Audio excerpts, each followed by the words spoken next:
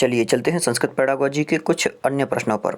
और इसके पहले बहुत सारे वीडियोस अपलोड हो चुके हैं, तो आप लोग वीडियो की प्लेलिस्ट में जा कर के और वहाँ से सारे वीडियोस देखें। चलिए शुरू करते हैं। लेखन कलायाः अत्यधिकं महत्त्वं वर्तते। क्या कह रहे हैं? लेखन कला का अत्यधिक महत्व होता है। लेखन कला का अत्यधिक महत्व कहाँ होता है? मंचेषु, मंचों में या मंचों पर, नाट्यस्थलेषु, नाट्यस्थलों पर, गृहेषु, घरों पर, या विद्यालयेषु, विद्यालयों पर। तो लेखन कला का अत्यधिक महत्व कहाँ होता है? तो लेखन कला का महत्व होगा कहाँ? विद्यालय में, विद्यालयेषु, ये रहेगा सही। आगे, संस्कृत भाषायाः या भाषायां कति वेदाः सन्ति? सामान्य प्रश्न है ये। संस्कृत भाषा में कितने वेद हैं? तो वेदों की संख्या सभी को पता है, 4 वेद हैं। आगे चलते हैं। शिक्षण मूल्यांकनस्य कति भेदाः सन्ति? शिक्षण मूल्यांकन के कितने भेद हैं? तो मूल्यांकन के भेदों के बारे में पूछा है। शिक्षण मूल्यांकन के 4 भेद हैं। आगे, अनुवाद शिक्षणोद्देश्यमस्ति। अनुवाद शिक्षण का उद्देश्य क्या है? छात्रेषु योग्यतोत्पादनम, छात्रों में योग्यता का उत्पादन करना। छात्राणाम अभिवर्धनम, छात्रों को का अभिवर्धन करना। शब्दकोशस्य विस्तारः भवति, विस्तार शब्द यहाँ पर जोड़ लें, थोड़ा रह गया है, ये टाइपिंग मिस्टेक है। विस्तारः तो शब्दकोश का विस्तार होता है। सर्वमपि तो सही क्या रहेगा? जो चौथे नंबर पर दिया हुआ है, सर्वमपि, सभी प्रकार से। अनुवाद शिक्षण का जो उद्देश्य है, ये तीनों उद्देश्य अनुवाद शिक्षण के उद्देश्य के अंतर्गत आते हैं। आगे, नाटक पाठ योजनायाम या फिर नाटक पाठ योजनायाम शिक्षकः रंगमंचे कारयति। यहाँ पर कारयति कर लें। नाटक पाठ योजना में शिक्षक रंगमंच पर करता है। क्या करता है शिक्षक रंगमंच पर? पाठनम, पाठन करता है। अभिनयम, अभिनय करता है। लेखनम, लेखन करता है। या वाचनम, वाचन करता है। तो नाटक पाठ योजना में जो शिक्षक होता है वो रंगमंच पर क्या करता है? अभिनयम, अभिनय करता है। रंगमंच मतलब स्टेज पर। संस्कृत शिक्षण प्राचीन पद्धतेः मुख्योद्देश्यमस्ति। मतलब संस्कृत शिक्षण की जो प्राचीन पद्धतियाँ हैं, उन प्राचीन पद्धतियों का मुख्य उद्देश्य क्या है? भारतेः संस्कृतेः परिचयः।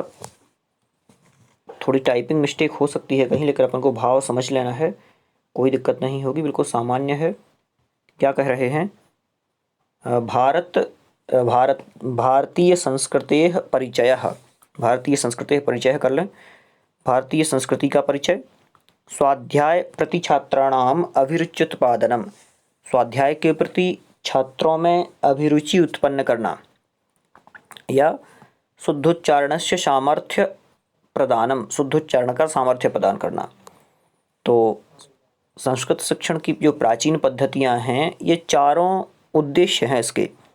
एक तो भारतीय संस्कृति का परिचय कराना भी है, स्वाध्याय के प्रति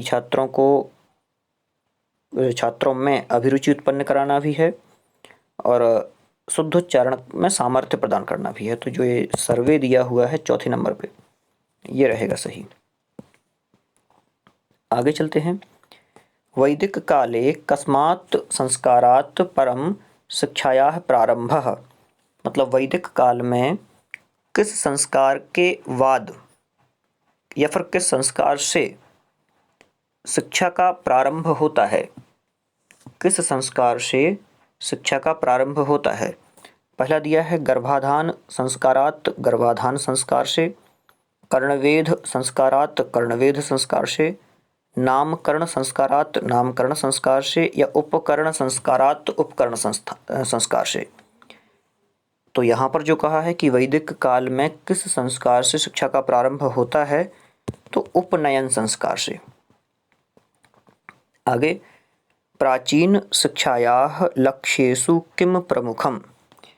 प्राचीन शिक्षायाः मतलब प्राचीन शिक्षा में या फिर प्राचीन शिक्षा का लक्ष्येषु किम प्रमुख, प्रमुख लक्ष्य क्या था? तो प्राचीन काल में जो शिक्षा दी जाती थी, उस शिक्षा का प्रमुख उद्देश्य क्या था या लक्ष्य क्या था? वृत्ति प्राप्ति ही, वृत्ति की प्राप्ति। वृत्ति की प्राप्ति मतलब कि पैसों आदि की प्राप्ति। दूसरा दिया है भुक्ति प्राप्ति, भोजन आदि की प्राप्ति, भुक्ति प्राप्ति, या मोक्ष प्राप्ति, मोक्ष की प्राप्ति, या सुख प्राप्ति, सुख की प्राप्ति। तो जो प्राचीन काल में शिक्षाएं थीं या शिक्षाएं दी जाती थी, तो प्राचीन कालीन शिक्षा का मुख्य उद्देश्य रहता था मोक्ष प्राप्ति। मोक्ष प्राप्ति को लेकर के और शिक्षाएं दी जाती थी। समाज दृष्टया प्राचीन काले गुरुः कीदृशः आसीत्, मतलब कि समाज की दृष्टि से प्राचीन काल में जो गुरु हैं वो कीदृशः आसीत्, किस प्रकार के थे? राजोपदेशकः, राज्य का उपदेश देने वाले, अज्ञान निवारकः, अज्ञान को दूर करने वाले, शास्त्रज्ञः, शास्त्र के ज्ञाता थे, कर्मशून्यः, कर्मशून्य थे। तो सामाजिक दृष्टि से जो प्राचीन काल में गुरु थे वो कैसे थे? अज्ञान निवारकः, अज्ञान के निवारक थे, अज्ञान को दूर करने वाले थे। कीदृशाः शिष्याः ज्ञानार्जने अर्हाः भवन्ति, मतलब कि कौन से शिष्य ज्ञानार्जन करने के योग्य होते हैं। उन्नत कुल संजाताः, मतलब कि उन्नत कुल में उत्पन्न होने वाला, ऊंचे कुल में उत्पन्न होने वाला। उपनयन संस्कृताः, उपनयन संस्कार जिसका हो गया है वो। या सर्वेपि, सभी। या ब्रह्मचर्य व्रत पालकाः, या ब्रह्मचर्य व्रत का पालन करने वाला। तो जो प्राचीन काल था, प्राचीन काल में इसी प्रकार से था, मतलब कि सर्वेपि, सभी। कीदृशाः शिष्याः ज्ञानार्जने अर्हाः भवन्ति, किस प्रकार के शिष्य ज्ञानार्जन के लिए अर्ह होते थे, पात्र होते थे? तो सभी। आगे चलते हैं। पारिवारिकी प्रणाली कस्याम शिक्षा पद्धतौ आसीत्, मतलब पारिवारिक की जो शिक्षा प्रणाली है वो किस शिक्षा पद्धति में है? यह है आंग्ल शिक्षा पद्धतौ, आंग्ल शिक्षा पद्धति में, बौद्ध शिक्षा पद्धतौ, बौद्ध शिक्षा प्रणाली में, वैदिक शिक्षा पद्धतौ, वैदिक शिक्षा प्रणाली में, या ना कश्यापि। तो सही क्या रहेगा? जो दूसरे नंबर पर है, वैदिक शिक्षा पद्धतौ, वैदिक शिक्षा पद्धति में। पूर्वम कीदृशम अनुशासनम आसीत्, मतलब प्राचीन समय में किस प्रकार का अनुशासन था? आत्मानुशासन, स्वच्छंदम, स्वच्छंद थे छात्र, या दमनात्मकम, दमनात्मक था, मतलब कि ताड़न करके या फिर दबा करके, थोड़ा सा कुछ मारपीट करके थोड़ी बहुत ये, या निंद्यम, निंद्य था। तो पूर्वम कीदृशम अनुशासनम आसीत्, पहले जो अनुशासन था वो दमनात्मक था, दमनात्मक अनुशासन था।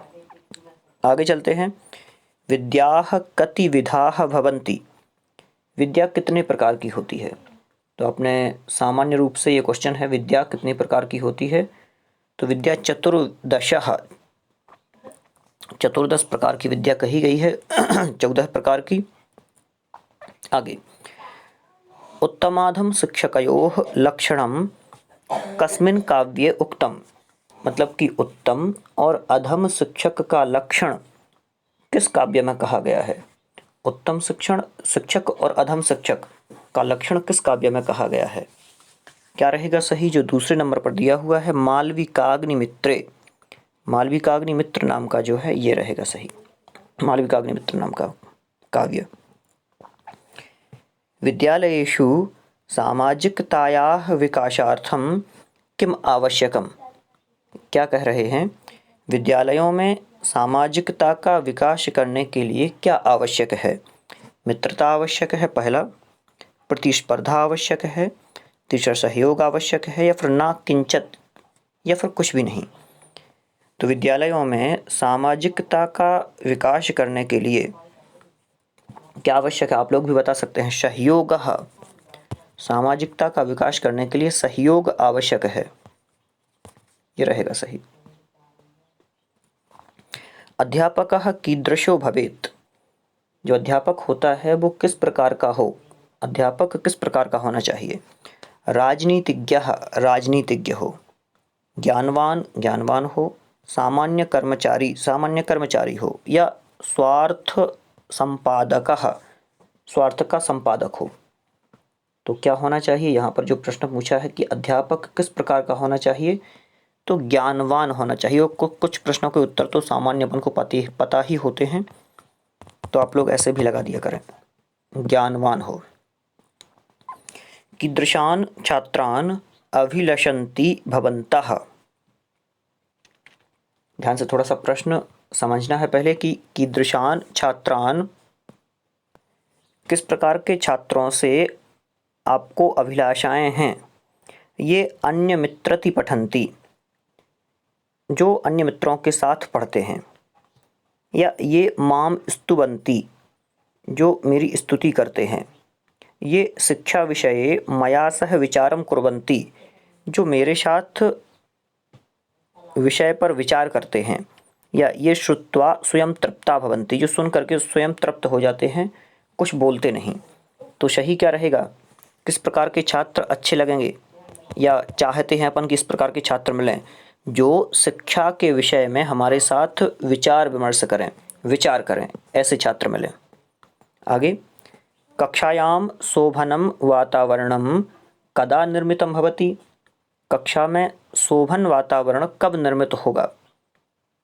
यदा छात्राः शिक्षकेभ्यः बिभ्यति, जब छात्र शिक्षक से डरें तब हो सकता है, डरते हैं। यदा शिक्षकः सम्यक् पाठयन्ति, जब शिक्षक अच्छी तरह से पढ़ाता है तब।